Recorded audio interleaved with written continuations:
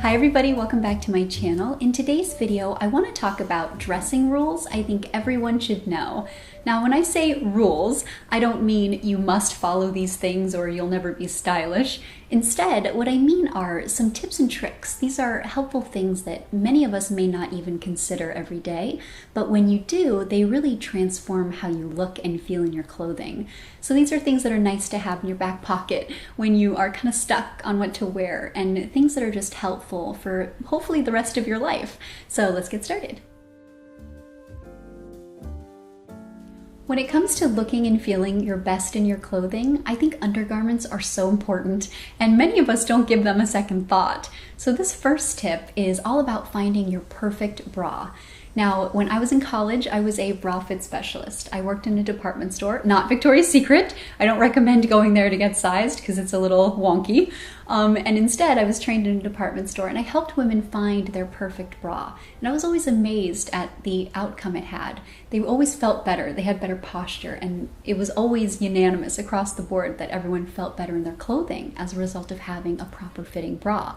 So it's pretty simple. I'm going to walk you through how to do it and insert some examples. You can follow along, but I recommend doing this a couple times and kind of averaging out what you get, and that should give you your best number basically. And then if you're still confused, you can of course go to a specialist. Most department stores have someone on staff that can help you, and they're trained, so it's really beneficial. I recommend doing it. So to get your bra size, you're going to take two measurements. You're going to take your band size and your cup size. And to do this, you need a flexible tape measure that can easily mold to your body. And then you're going to want to stand in front of the mirror so you can very easily see the numbers. And then ideally wear nothing more than just your bra. If you really have to, or you want to do this with a friend to get a better idea of what's going on, you can wear a very thin t-shirt. Nothing bulky, and something that definitely forms to your body so you get the most accurate numbers. So to get your band size, you're going to take the tape measure and take it along your rib cage, underneath your bust, as tightly as you can get it. You don't want it to be loose, because you do want your band to be not only an accurate size, but also slightly snug. I find that most people, when I was doing this, would wear too loose of a band, and that really can throw everything else off. So make sure you pull it tightly, but don't suffocate yourself, and then jot that number down. So let's say, for example's sake, that number was 34. Now you're going to take your cup size measurement. So to do that, you need to take the tape measure and run it along the widest part of your bust and pull it tightly, but not too tight. You don't want your cups to suffocate everything because that's very uncomfortable. And most women, I find, wear too small of a cup size. So be a little bit lax in this, but obviously don't let it drape all over the place. You'll get an inaccurate number. So then you're going to do that and take down that number. So let's say, for example's sake, that number was a 36. So now that you have both your band measurement and your cup measurement, you can put them side by side and decipher what it all means. So you always start with the band measurement first. So in our example, that was 34. And that means that 34 is your starting point. 34 would be 0, basically. And so 34 is not only your band size, but also the starting point to figure out your cup size. And to do that, you take the bust measurement, and every inch over 34 equals 1 cup. So a 34-35 would be a 34A. A 34-36 would be a 34B, and so on and so forth. Now, if you were kind of in between numbers, then you will round up or down, and that's kind of where you have to play around actually trying on bras. It's not fun, but when you find your perfect one, it makes all the difference. And then the other thing I will say in this topic is that if you want one bra and you want something maybe that's nice quality, something that you can wear for a long time, and something that's kind of a no-brainer and you can wear it with a lot of things, my recommendation would be to find something as close to your natural skin color, and then something with seamless cups, typically marketed as a t-shirt bra, and something that has nice coverage along the back. That will smooth you in all of the nice places, lift everything where it needs to be, and be virtually undetectable under most tops. while we're on the topic of undergarments, my next rule or tip would be to never wear white undergarments underneath white clothing. Now, I've heard contradictory opinions to this, but I will tell you from experience and from working in the lingerie department that white under white will shine like a beacon and you will see it from miles away, and you'll get that kind of broken up look that a lot of us try to avoid. We want our undergarments to almost be undetectable, and by wearing white under white, you do the opposite. So going along with my first tip, my recommendation is always to find something as close to your natural skin tone as possible, and with seamless cups and seamless lines if it's undergarments, underwear. And that makes all the difference. You can wear that under everything. It's a no-brainer, and it makes a really big difference in how everything kind of lays on your body.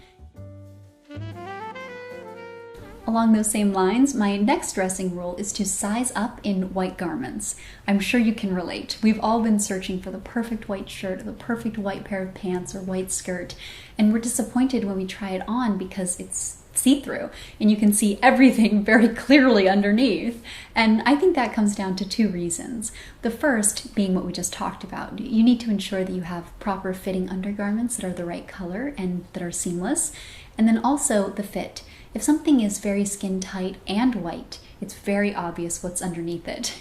And instead, if you opt for something slightly oversized and then have it tailored so that it looks like it fits you perfectly, it makes a world of difference. It's something that I've relied on for many years, and I don't think we utilize enough. So I encourage you to do that. The next time you're searching for a white shirt, size up and then have it tailored where it needs to.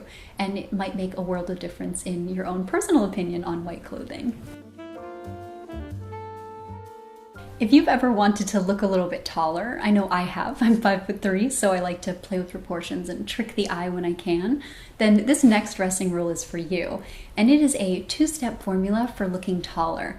The first part of this formula is to find a pair of shoes in a color as close to your natural skin color as possible. And then bonus points if it has a pointed toe. And then pair that with something high-waisted.